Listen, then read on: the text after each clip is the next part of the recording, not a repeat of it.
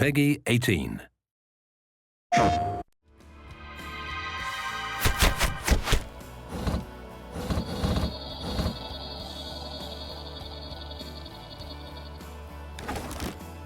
Sony's been an extremely great partner for us in moving the console. At Blizzard, our heritage was actually console games. Obviously, we've been away for a while, so we had a little bit to learn, and we looked across all the franchises to see, which one would really be the most appropriate to bring across. And we felt that Diablo was by far the easiest win. It is the granddaddy of action RPGs. When the first one came out in the late 90s, it really said, RPGs don't need to be this slow, sort of pondering epic. They can be these awesome, rock concerts, and you can sort of just smash things and kill a bunch of monsters and get a whole bunch of epic loot. It just connects you to that experience, and I think it's super important for us that the player feels that they are in the screen with their character, and partly because our players on console are sitting 10 to 15 feet away from the action. So the more we can make them feel that they are the action, they are the barbarian, the more epic and visceral the experience is. So for us, the thing that's exciting about the new console is actually the controller. That's where it all begins. That's where you develop that relationship with your character on the screen. At Blizzard, we have this sort of philosophy that control is king.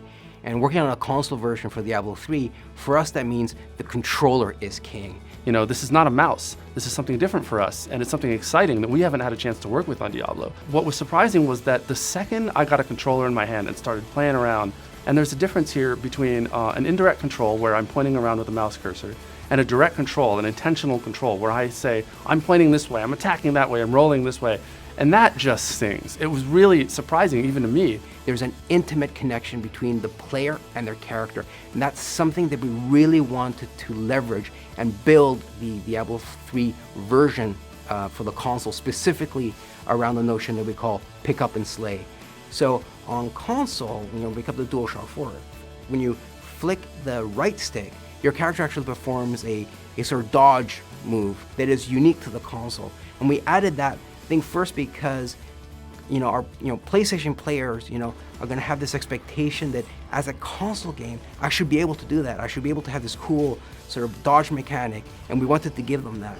We also wanted to make sure that players had the ability to quickly reposition in combat, to give the game not just a cool action feel to it, but add a sort of tactical element to it, and it's worked out really well. One of the things that we're excited about with the controller is the touchpad. Diablo is a pretty deep game, and we don't like a lot of overload on the buttons. We wanted to keep it really simple so you can get to the things that you need to get to fast because you need to do it, because the monsters are pouring at you no matter what. We think the touchpad's going to give us a lot more opportunity to make that interface a lot easier. We now have a different way that the player can interact with the game. For a game like Diablo 3 that has a lot of sort of cool inventory things you're doing, you're equipping items, just the possibility of the trackpad is really exciting, and we really can't wait to dive into it and sort of make it as awesome as we can. What we didn't want to do is simplify the experience, because at the end of the day, Diablo is awesome because of all the different items you can get and all the different powers those items have, so we didn't want to sacrifice that. What we wanted to do is streamline the experience so the players can decide when and how they wanted that level of information. So we really built the inventory and all our UI screens from the ground up. These are screens that are specifically designed to feel great when you have a DualShock in your hands and the way you navigate them. So we moved into a radial style menu that allows, first of all, your character to be nice and big on screen. But I think one of the magic of working on a game like Diablo at Blizzard is we're very iterative. We constantly keep asking ourselves, how can we make this better? How can we make this more awesome? And our team, and so Jason Bender had this really great idea for something we call the quick equip, which is without even having to open an inventory, you can just press up on the D-pad and quickly cycle through the items you've recently picked up and make a decision right then and there whether to equip it or not. So again, that's a great example of the way we wanted to streamline but not simplify the experience. What's great about Sony's decision to make the PlayStation 4 an easier architecture for us to work with as developers is that it means that we can actually get our games into the hands of our players a lot faster, and we're super excited about that. We have a lot of scalability in the PC version of the game, and with the processing power of the GPU on PlayStation 4, we're pretty confident that we're going to be able to get very high-res graphics and a super rock-solid frame rate. So something that you get on PC, not quite for free, but something that people are used to, is the ability to do things like stream your experience. So you say, hey guys, they just changed the way that barbarians work, or I just got a new axe for my barbarian. I wonder if I can do this whirlwind tactic that I've been doing on a harder difficulty. Let's find out. And so someone online will they'll take video of themselves doing it, saying, look, I can totally do it. It's totally easy. All I need to do is go to this area and get this skill, and I can make it happen. And people learn, and it's exciting. I think the share button, I think, has this potential to sort of really fundamentally change the way players interact with not just the game, but with one another. And there's always been a barrier to sort of bring that same type of experience to the console.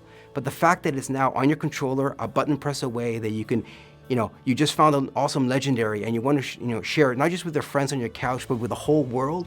The fact that that's a button press away is just such a great thing to bring to players. And I think it's one of those things that, especially when we start talking about it sort of internally, is that we sort of get the potential, but it's not until we actually see it in action, and more importantly, see players engage with it and see what they do with it. That's where we're going to see the true promise of the share buttons come to life. But also, multiplayer is huge. I am able to sit there on the same couch with my friends. And you're going up against, the legions of the burning hells, and it really makes the experience, as I said before, immediate and sort of very social. And then, of course, we can also play with people who are remote. So 3 of us might be sharing a view on the couch looking at the same screen. Someone else might be playing from somewhere else in the country, and we can all play together. That is just great.